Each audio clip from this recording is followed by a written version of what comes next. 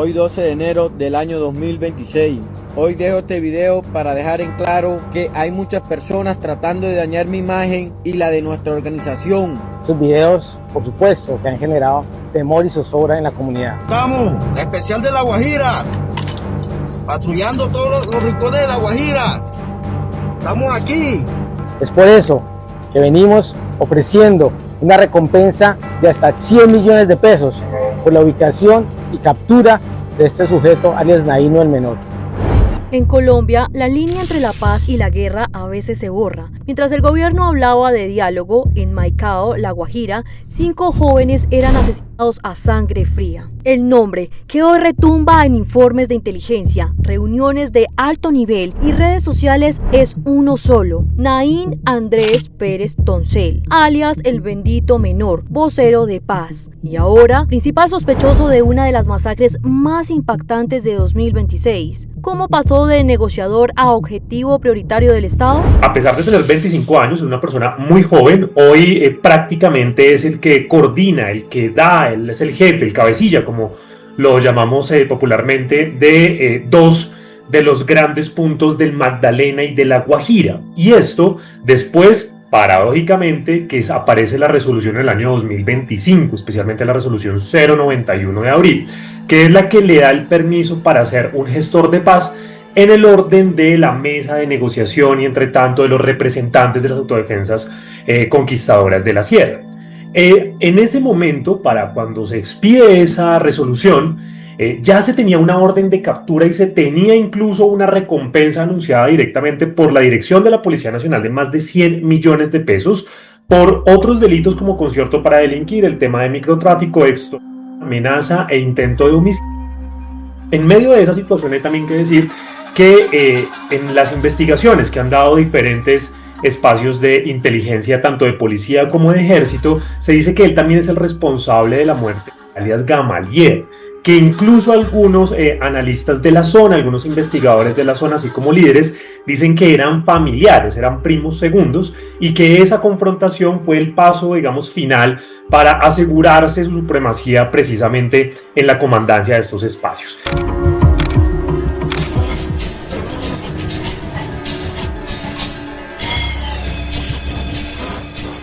Uno de los datos también interesantes aquí para resaltar es la captura de la que sería su pareja sentimental y que incluso hoy está en una suerte de detención domiciliaria, a pesar que la fiscalía dio una posibilidad luego de que el juzgado 103 ambulante precisamente de Valledupar dijera que no era ningún riesgo y era insistir en una prisión, cárcel, tipo detención de la libertad y no en la casa, pero pues eso no ha avanzado.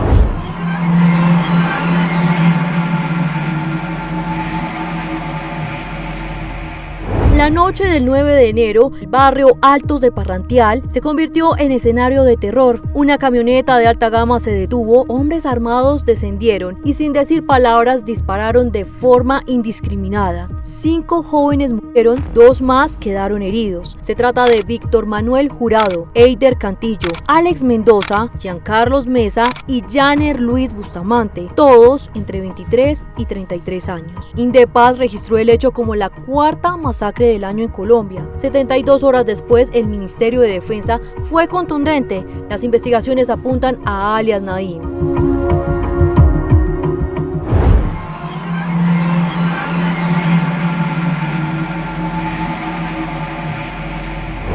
De la Sierra Guajira, la marca del menor ya está registrada. Nain Andrés Pérez Toncel no nació siendo jefe. Su ascenso se dio en silencio, barrio por barrio, trocha por trocha. La fiscalía lo identifica como cabecilla del combo de los Majayura, una estructura criminal con fuerte presencia en Riohacha y zonas estratégicas de La Guajira. Desde allí, Nain empezó a controlar microtráfico, extorsiones, homicidios selectivos, tráfico de armas y rutas de droga hacia Centroamérica y el Caribe. Su influencia creció tanto que terminó tomando decisiones clave dentro de las autodefensas conquistadoras de la sierra. Yo, Nain Andrés Pérez Toncel. Informes de inteligencia señalan que Nain no solo ejecutaba órdenes, negociaba alianzas, repartía territorios y resolvía conflictos armados internos.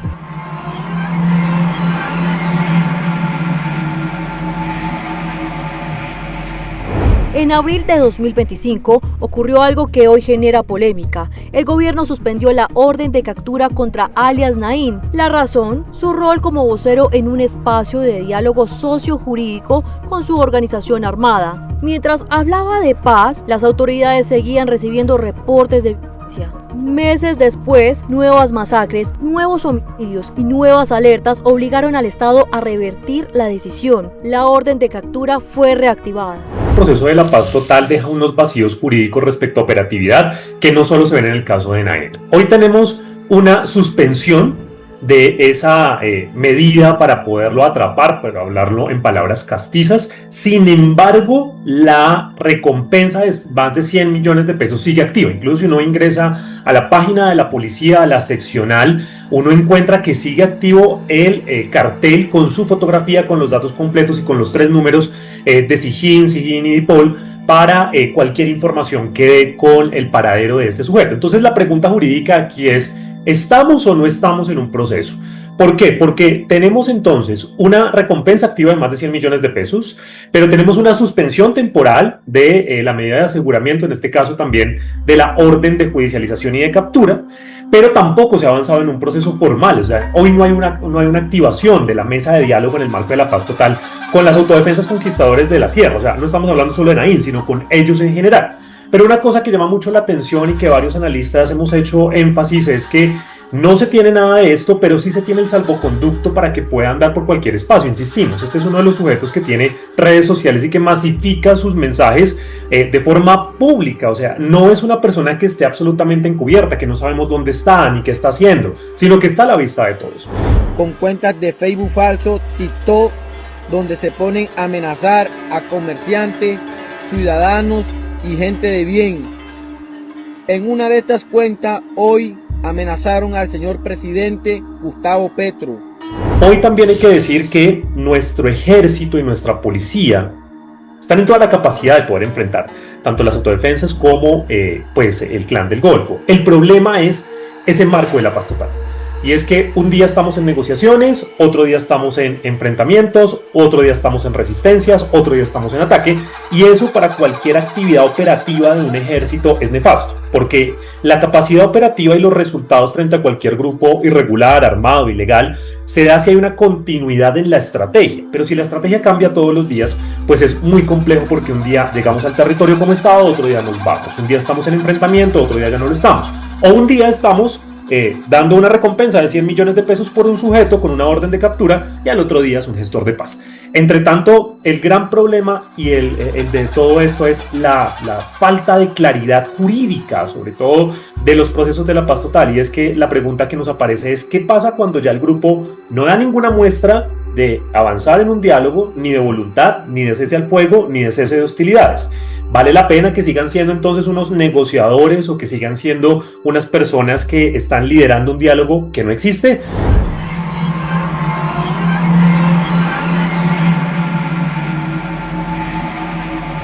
Alias Nain no solo construyó poder con armas, también lo hizo con un celular. En TikTok y otras redes sociales circulan videos donde se le ve exhibiendo armas, usando prendas de lujo, acompañado de corridos que exaltan su figura.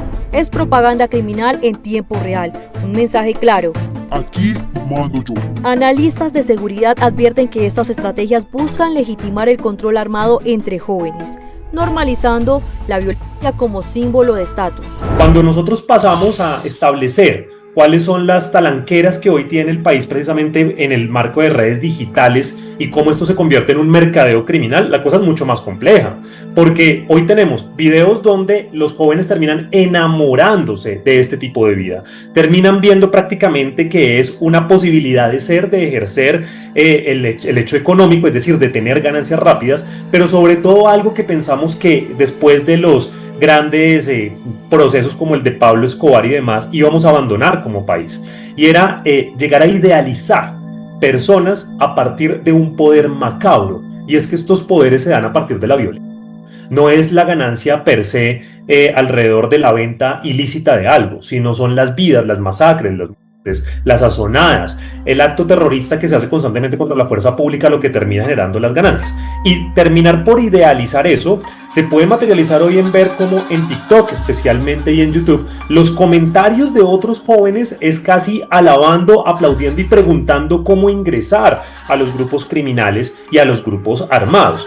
Hoy ya no se puede hablar entonces del reclutamiento forzado en término criminal armado, sino mejor de una seducción ilícita para el ingreso a las fuerzas. Y perdón usar esa palabra, pero así es, terminan convenciéndolos, enamorándolos que ese es un camino, y en territorios, municipios, departamentos donde el Estado nunca ha estado, donde no hay posibilidad de ingresar a un colegio para terminar una educación básica o acceder a un trabajo formal o tener una posibilidad de oferta de empleo, pues termina siendo la última salida del último modelo de vida que tanto plantean. Aténganse a la consecuencia. Le llegó la hora. Esos ladrones de la vida, Maicao la raya, tienen sus horas contadas. Esa situación de poder comandar muchas personas, incluso mayores que él, alrededor de fiestas, de lujos, incluso de cantantes muy conocidos en este país con conciertos pseudo privados, es eso que termina por ser el anzuelo perfecto para que los jóvenes terminen allá incluso de forma voluntaria, ya ni siquiera de obligación, sino que vayan y se entreguen a ser parte de una causa supuesta ideológica que al final pues es un ámbito de economía criminal.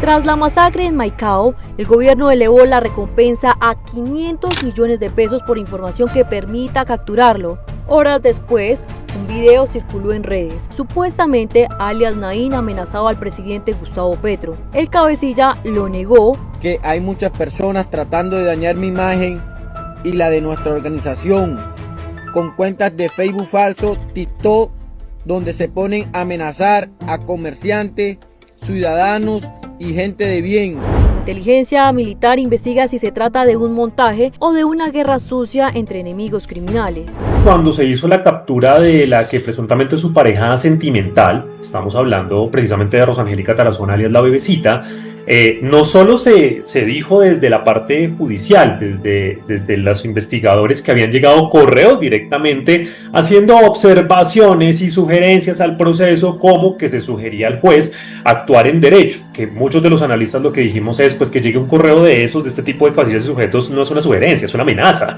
prácticamente. Y entonces al final de todo esto hay un rollo jurídico más complejo. Uno, porque sigue la resolución activa, donde oficialmente hace parte de un proceso de acercamiento de diálogos. Dos, pues sigue su poderío en los territorios, ¿cierto? Pero tres, el asunto de cómo esto desata nuevas violencias es clarísimo. Incluso el mismo Naín hizo un video donde aseguraba, uno, que las masacres a las cuales se le estaban atribuyendo, por el cual se había elevado la recompensa y entre tanto las órdenes de alerta a todas las fuerzas, no estaban a cargo de él ni del grupo que él lideraba. Y dos, que todo el tema relacionado con las supuestas amenazas que se hicieron al presidente de la República por parte del grupo que tiene a cargo tampoco eran de su lado, y que pedía investigar. O sea, imagínense cómo estamos en este país, donde los criminales piden a la justicia avanzar para esclarecer quién está amenazando, quién está masacrando y quién está asesinando.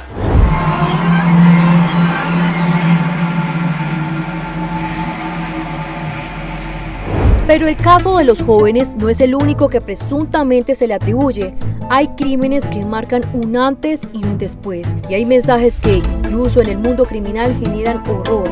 En Dibuya, La Guajira, las autoridades investigan un hecho que ha estremecido a la región: la presunta orden de tortura y decapitación de un menor de edad atribuida a alias Naín.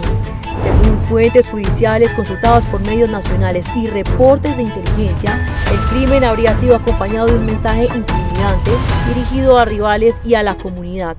Un acto que no solo busca eliminar, sino sembrar terror. Investigadores explican que este tipo de violencia extrema suele utilizarse como castigo ejemplarizante cuando una estructura criminal siente amenazado su control territorial. Aunque el proceso sigue en etapa de verificación judicial, el solo señalamiento ha encendido todas las alarmas. Para las autoridades, este hecho marcaría una radicalización de accionar criminal atribuido a Naín y su entorno.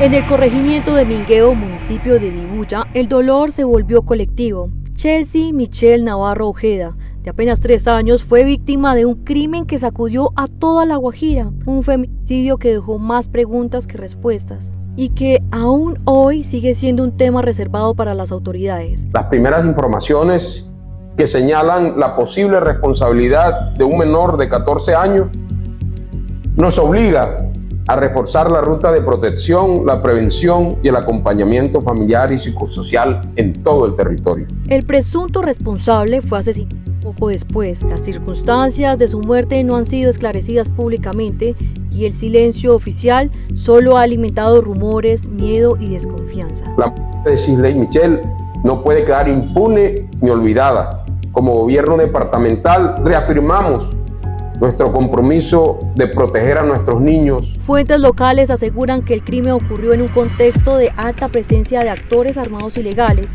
lo que obligó a las autoridades a manejar el caso con extrema reserva. Aunque no existe una imputación directa contra alias Naín en este hecho, el caso se inscribe en una región donde el control criminal condiciona la vida y la muerte de sus habitantes. Juraba que no él, sino que alguien de sus equipos bajo una presunta orden había efectuado este atroz crimen. Pero en otra, incluso publicación directa del grupo o página que tiene en la red social Facebook, él advertía que él era el que iba a hacer justicia y que el sujeto que había asesinado a esta menor tenía que pagar. Y entre tanto que ahí iban, digamos, a mejorar o a limpiar el nombre precisamente de su grupo, viendo que ellos lo que hacían era una limpieza social de toda esta suerte de depredadores sexuales, de criminales, de delincuentes, y que de paso declararan objetivo a todas aquellas personas que estuviesen o encubriéndolo, ayudándolo o incluso apoyando al Clan del Golfo en toda la zona. Entonces, como siempre, aquí esto es una novela. Tenemos el Estado colombiano intentando combatir, las autoridades diciendo que sí tiene relación con ciertos delitos y él anunciando públicamente en todas las redes sociales que no hace parte de ninguno de esos delitos y que al contrario va a hacer justicia porque el Estado nunca va a llegar. Estamos aquí. Llegó la limpieza social a Maicao y a la población civil se le informa. No queremos a nadie a partir de las 9 de la noche en la calle. Alguien aquí está mintiendo. La pregunta es, en un país donde la corrupción ha permeado las altas esferas políticas, especialmente el narcotráfico, y en esta zona que es estratégica, es ¿quién será el que está mintiendo?